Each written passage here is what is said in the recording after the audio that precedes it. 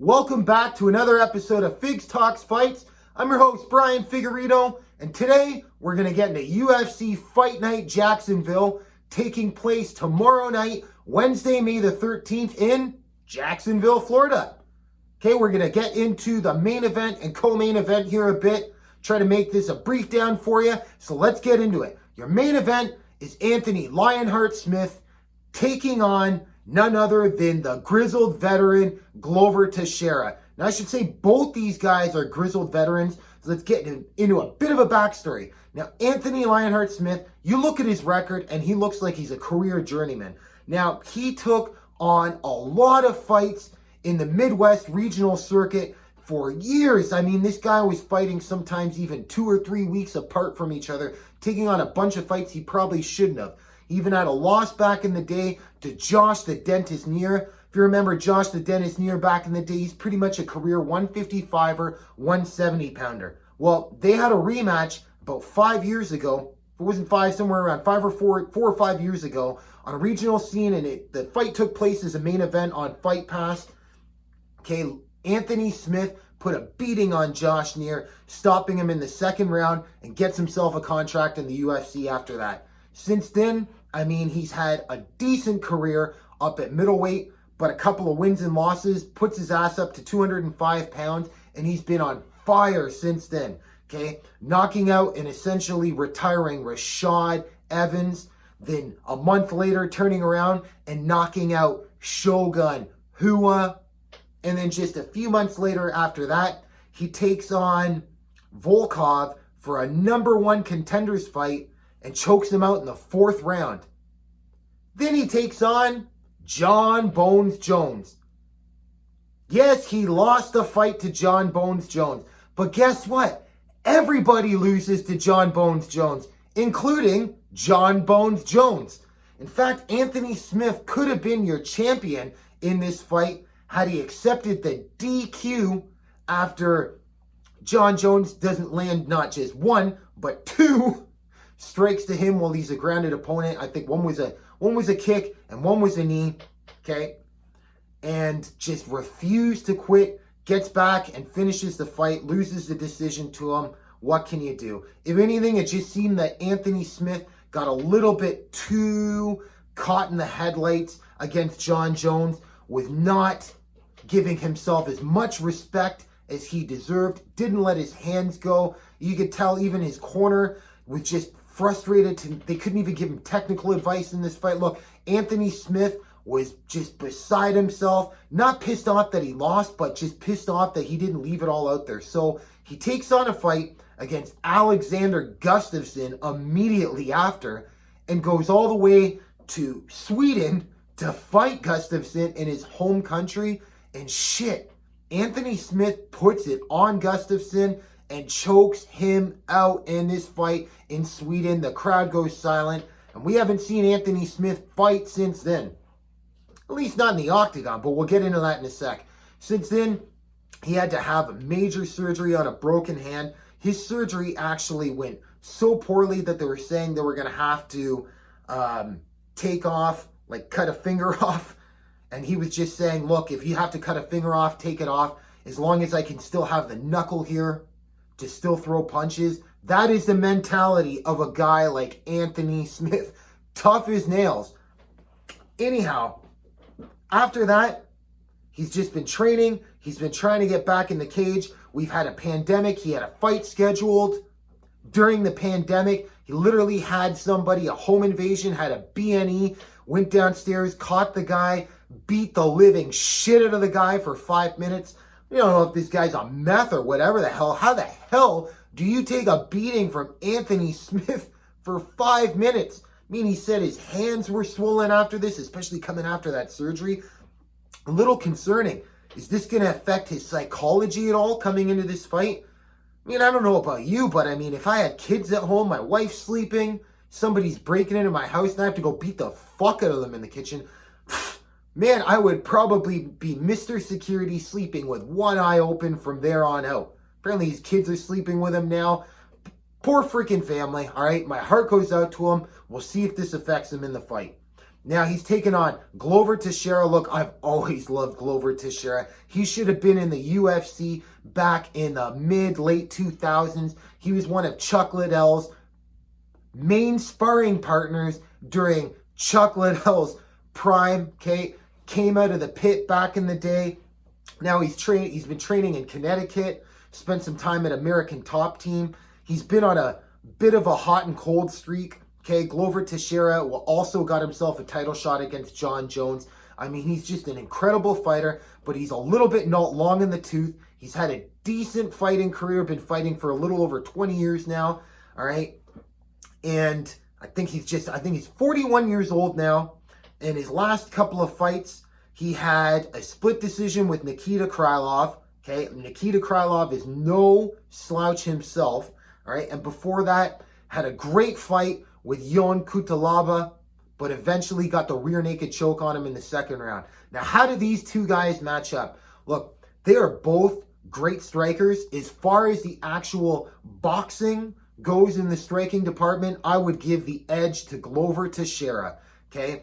As far as the rest of it goes, I mean, leg kicks, Teixeira's got powerful leg kicks, okay? But I just find Anthony Smith to be a little bit more dynamic of the two of them as far as the striking department goes, okay?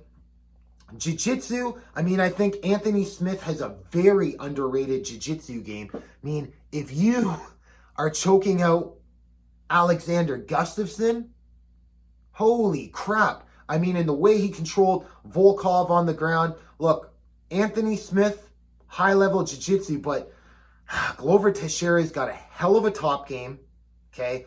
Once he gets on top of you, he is a drowning style grappler. Just gets on you, breaks the guard open, crushes you from side, or not from side control, from half guard, then scoots his knee out to pass on you to get into side control, throws a big beating on you, will take the mount. He just slides that knee right across the belly perfectly, slaps that shin down beside you, gets on a high mount, usually will finish fights from a ground and pound position, but what usually happens is, man, the bricks that Glover Teixeira throws on people, they usually just turn his back or turn their back to him, and he just slides in that rear naked choke.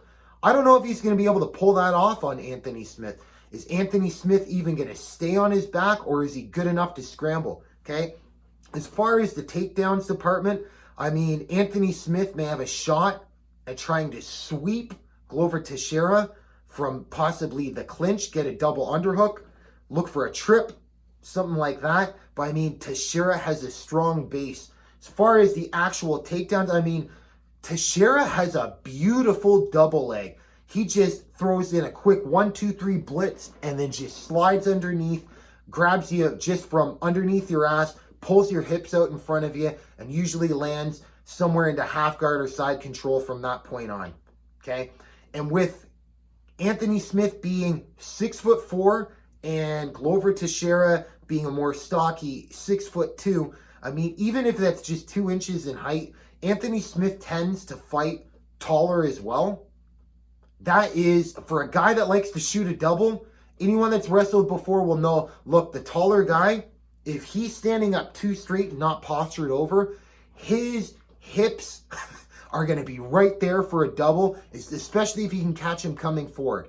If he can catch Anthony Smith throwing a combo forward, I could see Glover Teixeira landing a couple of takedowns from there. If he can't get it, I could see him pushing Anthony Smith up against the fence, but against the fence, I'd actually give the advantage to Anthony Smith. He's great at keeping his elbows in tight like a T-Rex, right?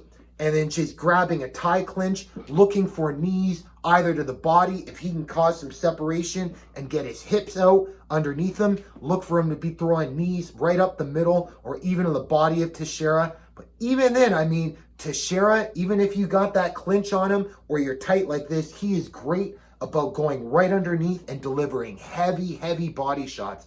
This is going to be an incredible and interesting fight nonetheless. Can't wait to see it. Your co-main event, you have Big Ben Rothwell taking on Ovince St. Preux. Now, wait, what? Ovince St. Preux? Yes, Ovince St. Preux, who fights at light heavyweight 205 pounds, is moving up to heavyweight to fight Big Ben, nonetheless. Okay? Now, you would think Ben is going to have a huge size advantage considering, like I said, Ovince St. Preux is coming up from 205 pounds. No. This morning, Ovince St. Preux weighed in at 240 and a half pounds. What? This might be a good reason why this guy does not want to cut to 205, especially in a pandemic. All right? Now, especially weight cutting, it does lower your immune system. Probably not the greatest idea to be sucking. He'd have to suck 35 pounds of fucking water out of his organs to make 205 pounds for this fight. Just incredible. Incredible that he's done this in the past. He didn't look fat on the scale. I mean, it doesn't look like he's puffy. Just looks like a normal Ovince St. Preux as he would coming into the cage, as opposed to him being sucked out going on the scale. Okay, now Big Ben Rothwell, look, he was on fire a few years back, taking on like the Josh Barnett's of the world, getting the go-go choke on him. Josh Barnett's never been submitted in, I don't know, fucking ever in mixed martial arts. And all of a sudden, Big Ben Rothwell, and Josh Barnett didn't just tap like you got me. He tapped as in, ref, fucking come here. This guy's about to rip my damn head off. Never seen anybody do that to Barnett in my life. Then he goes through Junior Dos Santos, loses a 5-round decision, and then guess what? Pops from USADA, okay? Now, was it a supplements thing? Was it a steroids thing? Look, I don't want to get sidetracked on a rant, but how the fuck can you tell these days? Looks like USADA is catching GNC buyers. So half of them are on fucking steroids or whatever PEDs they're taking, and the other half of them are just buying shitty supplements to make themselves feel good that are going to get taken off the shelf in a couple years because there's zero regulation on it. So Big Ben Rothwell, look, if you look at his body, he does not look like a guy that's been on steroids, but neither did Josh Barnett, and Josh Barnett popped 3 times before he popped with USADA for the 4th time in his career. Who the hell knows? So since Big Ben Rothwell served his suspension and came back last year, he took on Blagoy Ivanov in a fight that I thought you could have gave him the decision for, but he lost. Then he took on Andrei Arlovsky in a rematch. I believe this was July of 2019. Yeah, last year. And if you saw their first fight in Affliction, definitely Arlovsky got the better of him, okay? Knocking him out in the first round, and that's how Arlovsky got the fight with Fedor back in the day.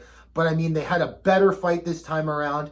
Arlovsky did get the decision. It was a closer fight. Now, Ben Rothwell came out on fire last December and put Stefan Struve away in under 2 rounds with a brutal TKO. Okay? It's another story about Stefan Struve and how many concussions this guy's taken, and still even in his early 30s. But nonetheless, getting back to it, I don't know. This is going to be an interesting fight.